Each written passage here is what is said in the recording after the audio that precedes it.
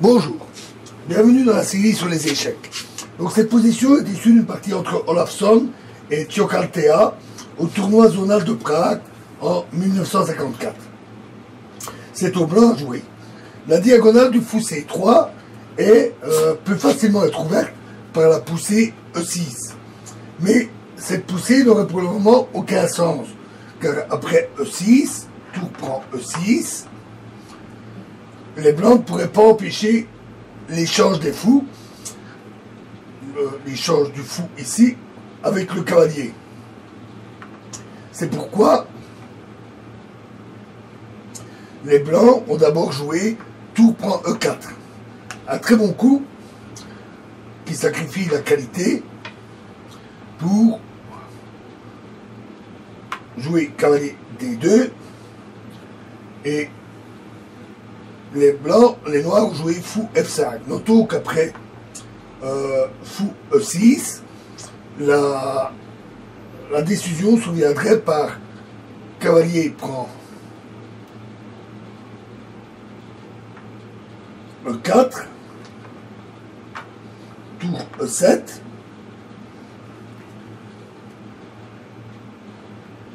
cavalier prend C5, dame A7, cavalier prend E6, tour prend E6 et C5. Donc le tour E6 n'est pas évident. On va voir une autre variante.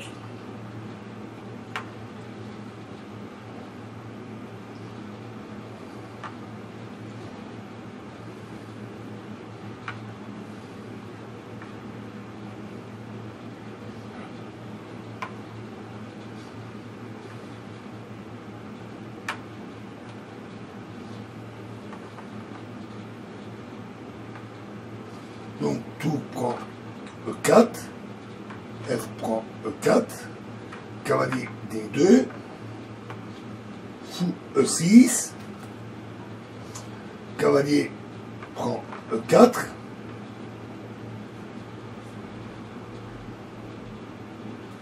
tour E7,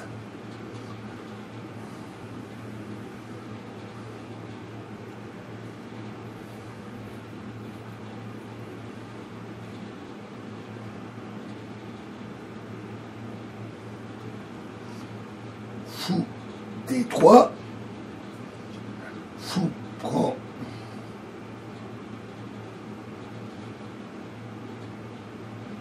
pardon, on va revenir à la variante, excusez-moi, je mélange deux variantes, c'est pas grave, ça va aller vite.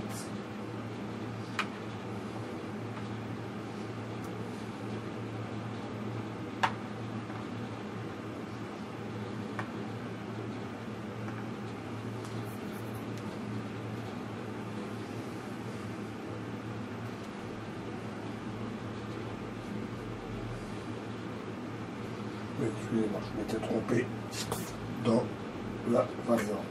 Donc, tour prend 4, S prend 4, cavalier C2, et si E3, alors les blancs obtiennent une attaque victorieuse par cavalier E4,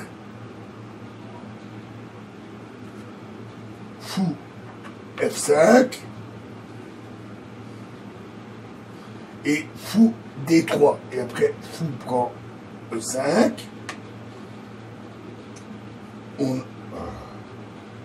fou prend E4, pardon, fou prend E4, cavalier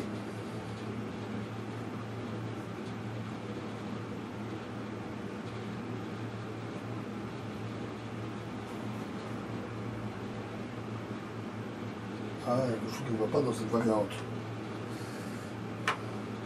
Mettons tout.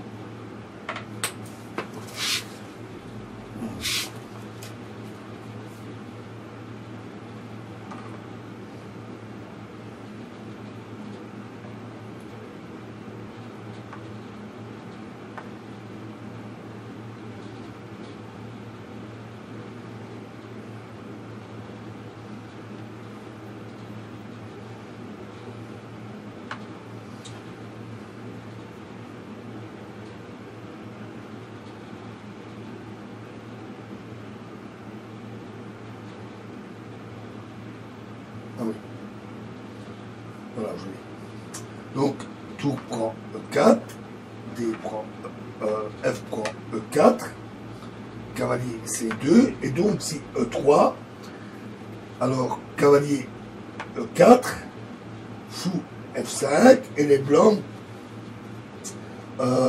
obtiennent une attaque victorieuse, donc par fou D3, fou prend E4, fou prend E4, cavalier prend C4, fou D5 échec, roi F8 et dame C et dame E4 avec une attaque victorieuse des blancs. Donc dans la partie, alors il est difficile à dire si les noirs avaient effectivement vu ces variantes. Toujours est-il que dans la partie, ils ont joué un autre coup.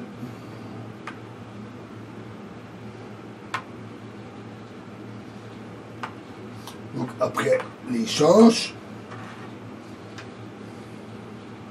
C2, ils ont joué directement fou F5. À ce moment-là, G4 pour chasser le cavalier. Ils ont joué tour A, D8, attaquant la position blanche. Mais à noter que sur E3, à nouveau, G prend F5, E prend D2, F prend G6, H6 et Dame F5 avec à nouveau une attaque victorieuse. Le roi est là, ça n'a pas énormément d'importance. Alors remettons tout ça.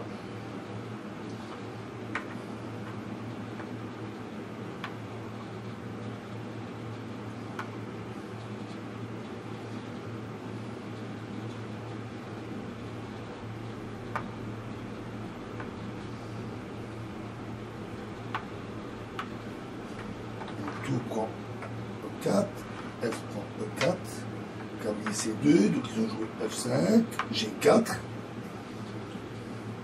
et donc ils ont joué tour A, D8. Donc G prend F5, j'ai oublié de remettre la tour, ah ouais non, la tour a été échangée. G prend F5, G prend F5, et cavalier prend C4.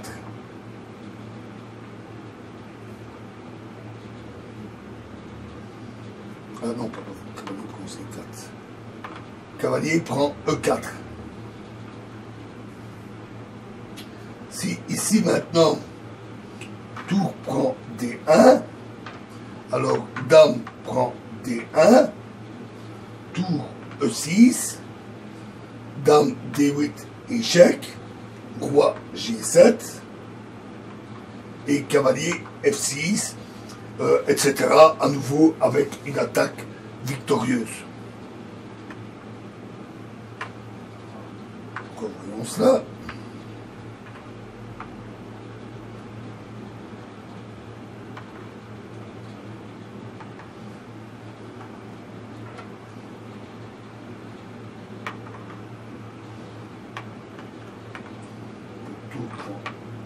F4, cavalier C2, donc ils ont joué fou F5, G4, tour A D8, G prend F5, G prend F5, cavalier prend E4, donc ici ils ont pris, plutôt que de prendre la tour, ils ont repris le cavalier, ils ont pris le cavalier. Et c'est seulement maintenant que les noirs purent ouvrir la diagonale de leur fou de case noire avec une force absolument décisive. E6. Alors, tour D4, donc ici, E6, le roi ici, E6, ici évidemment, les Noirs se sont rendus compte de la violence de cette attaque. Donc ils essayent de sacrifier une tour, fou prend la tour, pion prend la tour, le fou, afin de soulager leur position. Mais tour prend des 4. Excellent coup, parce qu'ici le fou est beaucoup plus précieux que cette tour. Donc ici il s'agit d'un avantage qualitatif et non quantitatif. C prend des 4. Dame G2 échec. Roi F8. Et fou B4 échec. Et là, les Noirs abandonnèrent devant la perspective d'un mat rapide. Tour E7. Dame G5. Cavalier C8. Dame F6 échec. Roi E8 et dame H8 échec et mat. Alors, en plus des maîtrises de diagonale avec le fou, tout comme le cavalier, le fou permet aussi de faire des fourchettes. Bien que ça soit plus rare. Mais il existe certaines tournures tactiques avec des fourchettes. C'est ce que nous verrons dans la prochaine vidéo. Je vous remercie.